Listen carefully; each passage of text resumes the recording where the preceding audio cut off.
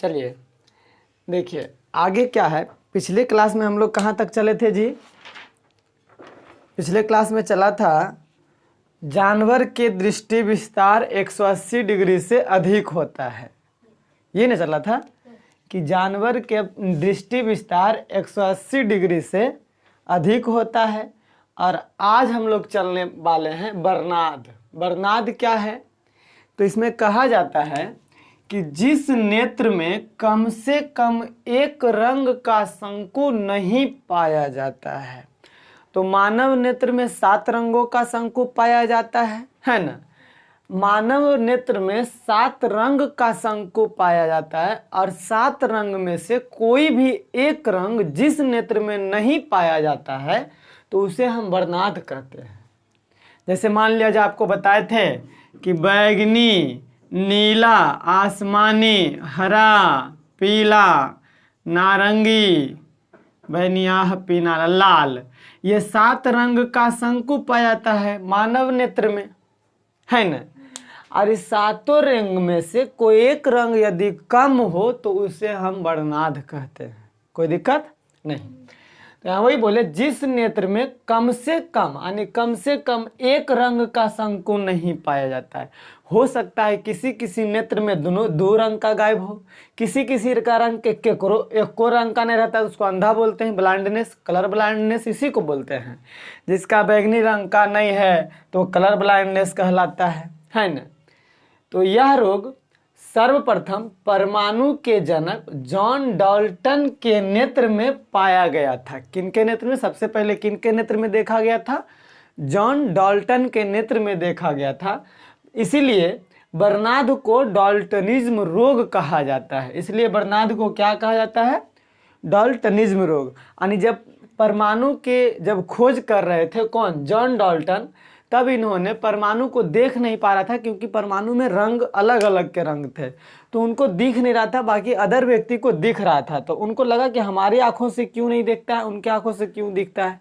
तब जाकर के पता चला था कि बर्नाद एक बीमारी है जो कि आँख में शंकु नहीं पाया था कोनो एक रंग का, कम से कम, चाहे तो 2 रंग 3 रंग भी गायब हो सकता है, कोई ज़रूरी नहीं है। तो अब यह रोग होता कैसे है? तो यह रोग आनुवांशिक रोग है, यह पीढ़ी दर पीढ़ी होता है। यानी अगर आपके दादाजी का नेत्र में कोई एक रंग का शंकु नहीं है तो आप में भी नहीं हो सकता है ना। या फिर आपके पिछले पीढ़ी से चलते आ रहा है कि कोई एक रंग, जरूरी नहीं कि आपको हो जाएगा, लेकिन यह होता नहीं है। ब्लाइंडनेस पीढ़ी दर पीढ़ी चलता है, इसका कोई इलाज नहीं है, इसका कोई इलाज नहीं है। क्योंकि अब शंकु गायब रहेगा आपके नेत्र में तो शंकु कहाँ से लगाएगा? कलर का, है ना। तो ये आनुवांशिक रोग है जो पीढ़ी दर पीढ़ी होता आता है, चलता आता है। समझ में आ गया बर्नाद? बर्नाद किसे कहेंगे? जिस नेत्र में कम से कम एक रंग का शंकु नहीं पाया जाएगा उसे बर्नाद कहेंगे। और बर्नाद जो रोग है यह सबसे पहले परमाणु के जनक जॉन डाल्टन के आंखों में पाया गया था। इसलिए इस रोग का नाम डाल्टनिज्म रोग भी कहा जाता है। समझ में आ गया? और यह रोग आनुवांशिक रोग है जो पीढ़ी दर पीढ़ी होता है, नो डाउट। आगे चलते हैं। अब आगे चीज आता है किरण। किरण है क्या? तो किरण जो है प्रकाश के चलने के पथ को किरण कहते हैं। जैसे किरण, टॉर्च जलाए, यहां से मान लिया जाए ऐसे आप टॉर्च जलाते हैं, देखिए, है ना। टॉर्च कुछ इस टाइप का होता है। टॉर्च जलाते हो तो किरण निकलती है, ऐसे निकलता है सीधा, है ना, निकलता है और एक तरफ अनंत दूरी तक जाता है, लेकिन एक तरफ इसके पास एंड पॉइंट होता है। अब इधर से इधर जाएगा, पीछे नहीं जाएगा, इधर से जब भी जाएगा आगे जाएगा। तो किरण का संकेत यहाँ पे दिया है, संकेत ऐसा होता है। टॉर्च नहीं बनाइएगा आप, सिर्फ ये लाइन बना दीजिएगा कि संकेत ऐसा होता है इसका, किरण का। एक तरफ अनंत दूरी तक बढ़ेगा और एक तरफ अस्थिर रहेगा, इसी को हम किरण बोलते हैं। इसी प्रकाश के चलने के पथ को किरण कहते हैं, नो डाउट। समझ में आ गया कि नहीं आ गया? आगे है प्रकाश पुंज, बीम ऑफ लाइट। तो किरणों के समूह को प्रकाश पुंज कहते हैं, जहां बहुत सारा किरण एक जगह जमा होता है या एक जगह निकलते हैं। सूर्य में बहुत सारा किरण है, स्टोर हुआ है वहां पे। तो उसको किरण पुंज या प्रकाश पुंज कहते हैं। किरणों के समूह को प्रकाश पुंज कहते हैं। प्रकाश पुंज 3 प्रकार के होते हैं। प्रकाश पुंज कितने प्रकार के होते हैं? 3 प्रकार के। तनी बढ़िया से बैठो। पहला समानांतर प्रकाश पुंज, अभिसारी प्रकाश पुंज, अपसारी प्रकाश पुंज, parallel beam of light, convergent beam of light, divergent beam of light. तो समानांतर प्रकाश पुंज किसको कहेंगे, अभिसारी प्रकाश पुंज किसको कहेंगे और अपसारी प्रकाश पुंज किसको कहेंगे? आइए तीनों को देखते हैं, है ना। तीनों को देखते हैं। चलिए आगे बढ़ते हैं। यहाँ तक समझ में आ गया होगा, नोट कीजिए।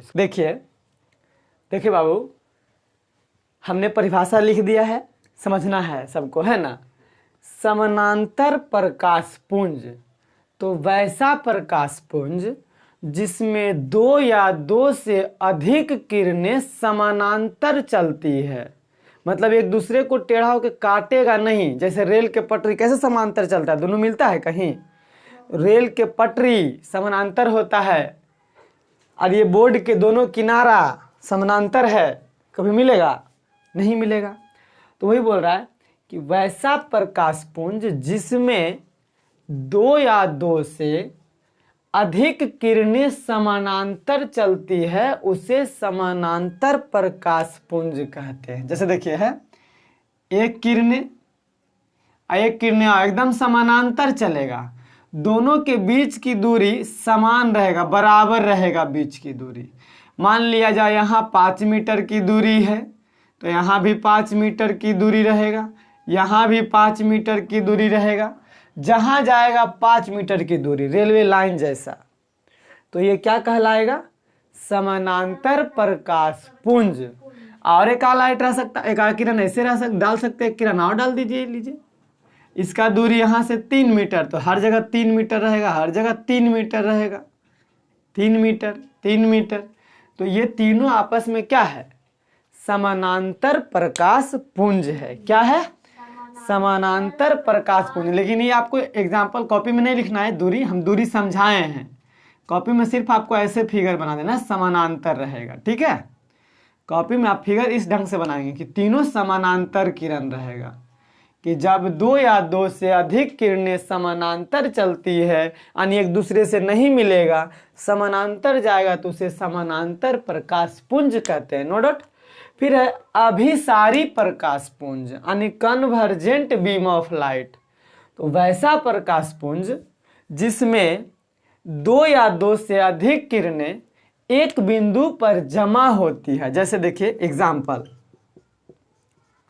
जैसे यहाँ से हम किरण डालें, ऐसे इस बिंदु पे आ गया, और भी डालें इसी बिंदु पर जाके रुकेगा, और भी डालें इसी बिंदु पर जाके रुकेगा, तो सारा उसी पे जाके रुकेगा यानी जाकर के जमा हो रहा है एक बिंदु पर, तो इसको हम बोलेंगे अभिसारी प्रकाश पुंज। कोई दिक्कत? वैसा प्रकाश पुंज जिसमें 2 या 2 से अधिक किरणें एक बिंदु पर जमा होती है या अभिसरित होती है। जमा होने का मतलब अभिसरित होना, उसे अभिसारी प्रकाश पुंज कहते हैं। फिर है अपसारी प्रकाश पुंज, जब 2 या 2 से अधिक किरणें एक बिंदु से बाहर की ओर फैलती है।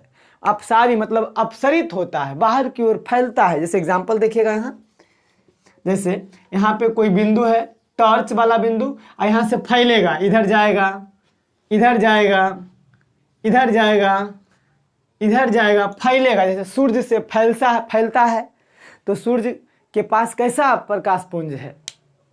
अपसारी प्रकाश पुंज है, एक जगह से फैलता है, इसको अपसारी प्रकाश पुंज बोलेंगे। इसका नाम आप लिखते चल जाइएगा कि ये क्या है? समांतर प्रकाश पुंज। समांतर प्रकाश पुंज है जी। और ये क्या है? जमा हुआ है, तो इसको बोल देंगे अभिसारी प्रकाश पुंज। अभिसारी प्रकाश पुंज। आई जब एक जगह से फैला है, इसको बोल देंगे अपसारी प्रकाश पुंज। अपसारी प्रकाश पुंज। कोई दिक्कत नहीं ना। अब आगे बढ़ते हैं हम लोग माध्यम। माध्यम है क्या, माध्यम अभी समझाते हैं, इसके बाद आगे माध्यम पढ़ेंगे। माध्यम सब समझाते चलेंगे, नोट कीजिए इसको, फटाफट नोट कीजिए, आराम से, हबड़ा में। देखो माध्यम क्या है, माध्यम किसे कहते हैं, तो जिसमें प्रकाश चल सकता है, जिसमें प्रकाश चल सकता है। जैसे में हवा में प्रकाश चलता है, कांच में प्रकाश चलता है और पानी में प्रकाश चलता है, तो ये सब माध्यम कहलाता है। क्या कहलाता है, माध्यम कहलाता है। तो जिसमें प्रकाश चल सकता है उसे माध्यम कहते हैं। माध्यम दो प्रकार के होते हैं, एक सघन माध्यम और एक विरल माध्यम। अब सघन माध्यम किसको कहेंगे, तो जिस माध्यम का कण आपस में सटे होते हैं, जिस माध्यम का कण आपस में सटे होते हैं उसे सघन माध्यम कहते हैं। विरल माध्यम, जिस माध्यम के कण दूर दूर या अलग अलग होते हैं उसे विरल माध्यम कहते हैं। एग्जाम्पल में हवा की अपेक्षा जल सघन माध्यम होता है। जैसे हवा विरल माध्यम है, आराम से हम लोग चल लेते हैं इसमें, नहीं। अब पानी सघन माध्यम है और हमें चलने में थोड़ा भार पड़ेगा, क्यों, क्योंकि उसका कण सटा सटा है ना, तो आपको चलने में धकेलेगा। कच्ची में बालू में माध्यम, बालू में प्रकाश नहीं चलता है, यहाँ माध्यम पढ़ रहे हैं जिसमें प्रकाश चलता है। बालू में प्रकाश चलेगा नहीं, हवा में प्रकाश चलता है, तो हवा में चलने में कोई कठिनाई नहीं होता है क्योंकि इसका कण अलग अलग है। और जल में चलने में कठिनाई होगा क्योंकि जल में एकदम काफ़ी सटा सटा रहता है, जल को पूरा धकेल के जाना पड़ेगा एकदम, है ना। और यहाँ पे अपने आप कण अलग अलग रहता है। तो वायु यानी हवा की अपेक्षा जल सघन माध्यम होता है, तो हवा विरल माध्यम, जल सघन माध्यम। और फिर जल की अपेक्षा कांच सघन माध्यम होता है। जैसे जल में तो हम लोग घुस भी जाते हैं, नहा भी लेते जा करके अंदर, उसका कण सटा सटा होता है लेकिन मजबूती से नहीं। लेकिन कांच में तो ढुकबो नहीं करेगा, फिंगर जेबो नहीं करेगा, तो कांच और सघन माध्यम है कि नहीं है, और सटा सटा है एकदम उसमें। पानी में थोड़ा कम, तो यहाँ पे वही लिखे हैं कि जल की अपेक्षा कांच सघन माध्यम होता है। तो बताओ कांच सघन माध्यम की विरल माध्यम, कांच सघन माध्यम, जल सघन माध्यम की विरल माध्यम। तो पूछेंगे किसकी अपेक्षा, बोलेंगे कांच सघन माध्यम है कि हवा सघन माध्यम है, बताओ। कांच, कांच सघन माध्यम है, हवा विरल माध्यम है। अब बोलेंगे हवा विरल माध्यम है कि जल विरल माध्यम है, हवा विरल माध्यम है क्योंकि हवा में आराम से चल देंगे, समझ में आ गया होगा। तो हवा की अपेक्षा जल सघन माध्यम होता है और जल की अपेक्षा कांच सघन माध्यम होता है, कोई दिक्कत नहीं। आगे आगे स्टार में लिखे हैं कि जिस स्थान पर धूल कण, गैसें, वायु इत्यादि नहीं पाई जाती है उसे निर्वात कहते हैं। निर्वात वायुमंडल से ऊपर है, निर्वात वहाँ कुछ नहीं पाया जाता है, न धूल कण, न हवा, न कुछ नहीं पाया जाता, उसे निर्वात कहते हैं। सघन माध्यम में प्रकाश की चाल कम होता है। हम खुद अब आजमा लेते हैं, हवा में आराम से तेज दौड़ सकते हैं, पानी में तेज नहीं दौड़ सकते हैं, तो उसमें धीरे धीरे दौड़ेंगे। इसलिए सघन माध्यम में प्रकाश की चाल कम हो सकता है, क्यों, क्योंकि हवा में हम लोग तेज दौड़ लेंगे लेकिन पानी में तेज नहीं दौड़ सकते हैं, उसमें धीरे धीरे दौड़ेंगे। तो जल जो है सघन माध्यम है हवा की अपेक्षा, तो सघन माध्यम में प्रकाश की चाल कम होगा कि ज्यादा, प्रकाश की चाल कम होगा कि ज्यादा सघन माध्यम में, अरे कम न होगा रे, पानी में कम न, धीरे धीरे दौड़ेंगे, हवा में न ज़्यादा चलेंगे। हाँ, तो यहाँ पे वही लिखे हैं कि सघन माध्यम में प्रकाश की चाल कम तथा विरल माध्यम में प्रकाश की चाल अधिक होता है। विरल माध्यम में प्रकाश की चाल अधिक होता है। सबसे अधिक प्रकाश की चाल निर्वात में होता है। क्यों, क्योंकि निर्वात में कुछ नहीं है, एकदम सटाक से पार हो जाएगा कि नहीं हो जाएगा। लेकिन पानी में कठिनाई होगा, कांच में और कठिनाई होगा, हवा में ज़्यादा कठिनाई नहीं होगा। समझ आ रहा है कि नहीं आ रहा है यहाँ पे। तो सघन माध्यम में प्रकाश की चाल कम तथा विरल माध्यम में प्रकाश की चाल अधिक होता है। सबसे अधिक प्रकाश की चाल निर्वात में होता है। यहाँ पे हम लिख दिए हैं, याद कर लीजिएगा, ऑब्जेक्टिव में आ जाएगा ये वाला, एकागो निकागो आ जाता है। तो निर्वात में प्रकाश की चाल 3 गुना 10⁻8 मीटर पर second alpha beta gamma. Alpha beta gamma इसलिए लगा दिया जाता है यहाँ क्योंकि निर्वात है, निर्वात में तेज चलेगा। हवा में प्रकाश की चाल या वायु में प्रकाश की चाल 3 गुना 10⁸ मीटर पर सेकेंड, इसमें अल्फा बीटा गामा नहीं। तो बोलिएगा सर दोनों तो सेम है ना? नहीं, ये ज़्यादा है, इसमें देखिए अल्फा बीटा गामा लगा हुआ है, इसमें नहीं है, तो ये कम चाल है प्रकाश, ये ज़्यादा चाल है। हाँ, जल में प्रकाश की चाल 2.5 गुना 10⁸ मीटर प्रति सेकेंड, बता ये और कम गया। फिर कांच में प्रकाश की चाल 2 गुना 10⁸ मीटर प्रति सेकेंड, तो सबसे कम कांच में प्रकाश की चाल है ना, सबसे ज़्यादा निर्वात में प्रकाश की चाल। समझ में आ गया होगा? यहाँ तक नोट कीजिए, नोट करो, यहाँ तक नोट करो, ठीक है। चलो आगे है आत्मदीप्त पदार्थ। आत्मदीप्त पदार्थ यानी सेल्फ लुमिनस बॉडी, तो वैसा पदार्थ जिसमें नाभिकीय और रासायनिक अभिक्रिया द्वारा स्वतः प्रकाश निकलती है, यानी अपने आप प्रकाश निकलता है, उसे आत्मदीप्त पदार्थ कहते हैं। जैसे में एग्जाम्पल में क्या क्या हो जाएगा जी? सूर्य से अपने से निकलता है, तारे, लैंप, बल्ब, ये सब से नाभिकीय इत्यादि डॉट डॉट डॉट इत्यादि ये सब से नाभिकीय अभिक्रिया या रासायनिक अभिक्रिया द्वारा पुनः अपने से प्रकाश निकलता है, उसे आत्मदीप्त पदार्थ कहते हैं। कोई दिक्कत नहीं। फिर है प्रदीप्त पदार्थ, लुमिनस बॉडी, वैसा पदार्थ जिसके पास अपना प्रकाश नहीं होता है लेकिन दूसरे के प्रकाश से चमकता है, उसे प्रदीप्त पदार्थ कहते हैं। दूसरे के प्रकाश से कौन कौन चीज चमकता है?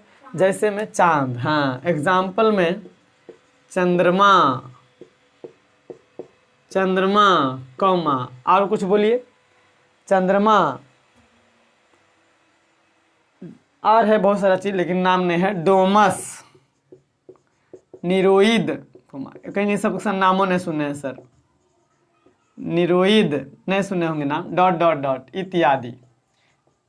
जिसके पास अपना प्रकाश नहीं है परंतु दूसरे के प्रकाश से चमकता है, उसे प्रदीप्त पदार्थ कहेंगे। कोई दिक्कत नहीं।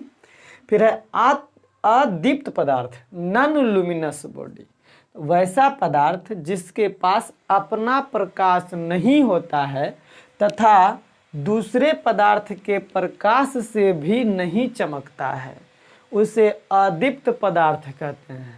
जिसके पास अपना प्रकाश भी नहीं होता है और ना ही दूसरे पदार्थ के प्रकाश से चमकता है, उसे हम अदीप्त पदार्थ कहेंगे। जैसे ईंट, पत्थर, बहुत सारा चीज है, आदमी चमकता नहीं है, बहुत सारा चीज दे सकते हैं, लकड़ी, ईंट, पत्थर, लकड़ी, और भी अपने मर्जी से आप एग्जाम्पल दे सकते हैं, नहीं, इत्यादि। तो ये सब चीज जो है ना तो अपने प्रकाश है इस सब के पास और ना ही दूसरे के प्रकाश से चमकता है, उसे हम क्या कह देंगे? अदीप्त पदार्थ। आशा करते हैं तीनों समझ में आ गया होगा। नहीं, सिर्फ आपको याद करने की जरूरत है। अब आगे है पारदर्शी पदार्थ यानी ट्रांसपेरेंट बॉडी, जिस पदार्थ से प्रकाश आर पार हो जाता है उसे पारदर्शी पदार्थ कहते हैं। जैसे एग्जाम्पल में बताओ तो कौन चीज से आर पार हो जाएगा? कांच, मिरर से नहीं होता है, कांच, अल्कोहल, पानी, ये सब से आर पार हो जाएगा, अल्कोहल डॉट डॉट डॉट इत्यादि, है ना। जिससे प्रकाश आर पार हो जाता है उसे पारदर्शी पदार्थ कहते हैं। यहाँ तक दिक्कत नहीं ना? समझ में आ गया होगा? इसको नोट कीजिए। आगे बढ़ते हैं हम लोग। देखो आगे अभी है अपारदर्शी पदार्थ, है ना। हम लोग लिख के रखते हैं, लिखते हैं जान करके कि आपको समय कम लगे। अपारदर्शी पदार्थ, ओपाक्यू बॉडी, जिस पदार्थ से प्रकाश आर पार नहीं होता है उसे अपारदर्शी पदार्थ कहते हैं। तो सब लोग जानते हैं, बचपन में पढ़े होंगे। जिस पदार्थ से प्रकाश आर पार नहीं होता है उसे अपारदर्शी पदार्थ कहते हैं। एग्जाम्पल बोलो तो, एग्जाम्पल में बोल तो वो कौची? जैसे कि मिरर, मिरर, हाँ आईना, बहुत अच्छा। मोबाइल, और अच्छा बात है। बोर्ड, और दीवार, कुछ भी बोल देंगे अपारदर्शी में। लकड़ी, लकड़ी भी बोल सकते हैं। दरवाजा, ईट, ईट भी बोल सकते हैं। पत्थर भी बोल सकते हैं। डॉट डॉट डॉट इत्यादि बहुत सारे चीज है ना। इस सब से प्रकाश आर पार नहीं होता, उसे हम अपारदर्शी पदार्थ कहते हैं। और पारभासी पदार्थ वैसा पदार्थ जिससे प्रकाश आंशिक रूप से बाहर निकलता है, यानी पूरा नहीं निकलता है, थोड़ा थोड़ा निकलता है। जैसे मैं बताते का वो एग्जाम्पल, जैसे कि घिसा हुआ कांच, घिसा हुआ कांच, यानी वो लाइए कांच, उसको तुम घिस दीजिए पूरा, घिसा हुआ कांच से थोड़ा थोड़ा प्रकाश बाहर निकलेगा नहीं? ऑयल वाला पेज, हाँ, तो लिख देंगे घिसा हुआ कांच, या फिर तेल लगा हुआ कागज, है ना, तेल लगा हुआ कागज, डॉट डॉट डॉट, और सारा अपने मर्जी से सोच करके लिख सकते हैं इत्यादि, है ना। तेल लगा हुआ कागज, घिसा हुआ कांच। और आगे होगा, अगले है इसके बाद प्रकाश का परावर्तन। जब प्रकाश किसी अपारदर्शी वस्तु पर पड़ती है या अपारदर्शक वस्तु पर पड़ती है, जैसे कोई जब जिसमें अपारदर्शक वस्तु पर पड़ेगा, अपारदर्शक वस्तु पर आपतित होती है तो वह उसी दिशा में लौट जाती है। समझिए, फिगर से समझ में आएगा। जैसे हम एगो दर्पण लेते, दर्पण, और परावर्तन का सबसे अच्छा स्रोत तो दर्पण माना जाता है। जैसे जिसको आईना बोलते हैं, अभी दिखाते हैं आईना, दिखाओ कौन है आईना, ये ना। जैसे देखिए ये आईना है, तो ये अपारदर्शक वस्तु है कि नहीं है? और इस पे प्रकाश पड़ेगा, देखिए अभी लाइट जल रहा है, प्रकाश पड़े, देखो यहाँ जा रहा है लाइट, है ना, देखो वहाँ जा रहा है, वहाँ जा रहा है, इससे देख लेते हैं कि नहीं देख लेते हैं? यानी इस पर आपतित होता है और इसके बाद लौट जाता है उसी दिशा में। जैसे प्रकाश होने से आ रहा है तो देखिए लौट जा रहा है उधर, जाने घुमाएंगे उन्हें चल जाएगा, देखिए इधर से आ रहा है, इन्हें घुमा रहे हैं, इन्हें जा रहा है ना। तो ये अपारदर्शक, इससे बाहर आर पर दिखाई नहीं दे रहा, हमको दिखाई दे रहा आर पर नहीं, तो ये अपारदर्शी वस्तु है, इस पे प्रकाश आपतित होती है, अपरावर्तन के बाद तो उसी दिशा में लौट जाती है, उसे प्रकाश का परावर्तन कहते हैं। समझिए कैसे, देखिए अभी दर्पण बनाते हैं, यहाँ पे फिगर ऐसे लीजिए, दर्पण बना दिए। दर्पण में एक तरफ कलई किया हुआ रहता है, एक तरफ देखिएगा घर में जो दर्पण है उसमें एक तरफ पेंट किया हुआ रहेगा, एक तरफ क्या रहता है, पेंट किया हुआ रहता है। यानी इसको हम बोल सकते हैं परावर्तक सतह या अपारदर्शक वस्तु, परावर्तक सतह या अपारदर्शक वस्तु। अब हम इस पे प्रकाश अगर इधर से डालेंगे ऐसे, यहाँ जाएगा तो इधर भागेगा, भागे कि नहीं भागे? जैसे अभी आईना में दिखाए, आईना है तो इधर से डालेंगे इधर जाएगा, और बीच में एक अभिलंब देते हैं, बीच में अभिलंब, तो ये प्रकाश डाले तो इधर की ओर गया है, आईना पे गया है, यहाँ से लौट गया है ना। यानी अपारदर्शक वस्तु, जब प्रकाश किसी अपारदर्शक वस्तु पर आपतित होती है तो उसी दिशा में लौट जाती है, उसे हम प्रकाश का परावर्तन कहते हैं। ठीक ढंग से। अच्छा एक चीज़ और, अब नया चीज़, अब इसमें सारा चीज़ समझा देते हैं आज, ठीक है। तो यहाँ प्रकाश आ रही है अपारदर्शक वस्तु पर, तो इसको आने वाली किरण को आपतित किरण कहते हैं। कौन किरण? आपतित किरण। आने वाली किरण को आपतित किरण कहते हैं। सतह से लौटने वाली किरण को परावर्तित किरण कहते हैं। परावर्तित किरण, यानी जो लौट रहा है इसको परावर्तित किरण बोलेंगे। और ये जो बीच में जैसे देखिए प्रकाश इस पे डालेंगे सीधा, आईना पे सीधा डालेंगे तो सीधा ऊपर की ओर भाग जाएगा। जैसे देखिए ये आईना है दिखाने, अगर हम सीधा प्रकाश ऐसे डालेंगे तो सीधा जाएगा ऊपर पर।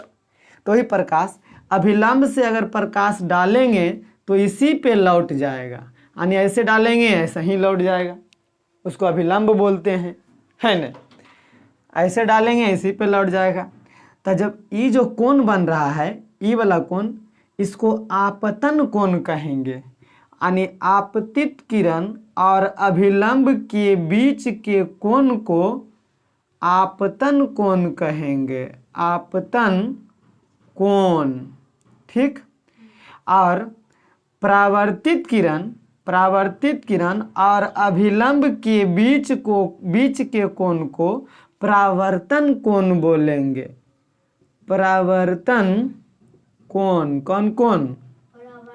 आपतन कोण को आई द्वारा सूचित किया जाता है, परावर्तन कोण को आर के द्वारा सूचित किया जाता है। कोई दिक्कत नहीं। आपतन कोण हो गया, परावर्तन कोण। ये जो आईना बनाए हैं इसको नाम दे दीजिए परावर्तक सतह। परावर्तक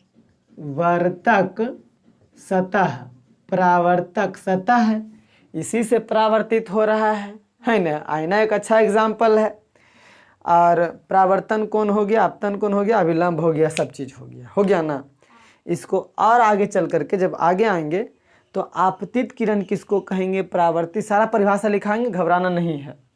तो आने वाली किरण को आपतित किरण और लौटने वाली किरण को परावर्तित किरण, और अभिलंब जिस पे डालेंगे उसी से लौट जाएगा तो अभिलंब कहलाएगा। तो आपतित किरण और अभिलंब के बीच के कोण को आपतन कोण कहते हैं, इसे आई के द्वारा सूचित किया जाता है। और परावर्तित किरण और अभिलंब के बीच के कोण को परावर्तन कोण कहते हैं, इसे आर के द्वारा सूचित किया जाता है। परावर्तक सतह यानी आईना, आईना में जो पीछे देखिएगा शीशा के पीछे पेंट किया हुआ रहता है, वो क्या चीज़ का रहता है? अमलगम रहता है। हाँ, अमलगम यानी जो पेंटवा कैल रहता है वो पारा रहता है और प्लस में सिंदूर रहता है। क्या रहता है? यही दोनों को मिला देते हैं तो मिला करके क्या बनता है? अमलगम। पारा का Hg होता है, Hg होता है ना। पारा का देखो तो क्या होता है बाबू? Hg होता है ना। और छोड़ो ना, कुछ हो बाद में इस केमिस्ट्री में बताएंगे। पारा और सिंदूर मिला करके अमलगम बनता है। ऐसी अमलगम को पारदर्शक कांच पर जब पेंट कर देंगे तो वो आईना बन जाएगा। समझिए आईना कैसे बनता है। जब पारदर्शी कांच के प्लेट यानी आप आर पार जरा से हो जाता है, उसके पीछे में हम अमलगम से पेंट कर देंगे तो वो आईना बन जाएगा। अमलगम बनता कैसे? पारा और सिंदूर के मिश्रण को अमलगम कहते हैं। ठीक है, अमलगम कहते हैं। तो यहाँ तक तो कोई दिक्कत नहीं। अब आगे हम लोग बताएंगे, आगे चढ़ेंगे, आगे बढ़ेंगे। तो आगे बढ़ेंगे अब आपतित किरण, अगला स्टार में आएगा। आपतित किरण किसको कहते हैं? आपतित किरण। तो अभी बताएं कि सतह पर आने वाली किरण को आपतित किरण कहते हैं। लौटने वाली, इसको आगे बताएंगे, फिलहाल रहने देते हैं। यहाँ तक आप लोग क्लियर करके रखिए। इसके बाद हम लोग अगला क्लास में आपतित किरण समझेंगे। कोई दिक्कत नहीं, आपतित किरण, परावर्तित किरण, इसके बारे में समझेंगे आगे के क्लास में। तब तक के लिए रहने देते हैं, फिर मिलेंगे अगले क्लास में। आशा करते हैं आप लोग को समझ में आ रहा होगा, है ना। बिल्कुल समझ में आ रहा होगा। ध्यान से देखिए, हम एक एक चीज़ लिख देते हैं पहले बोर्ड पे, उसके बाद आपको समझाते ताकि आपका समय कम लगे। ठीक है, आगे बढ़िएगा इसको लेकर के।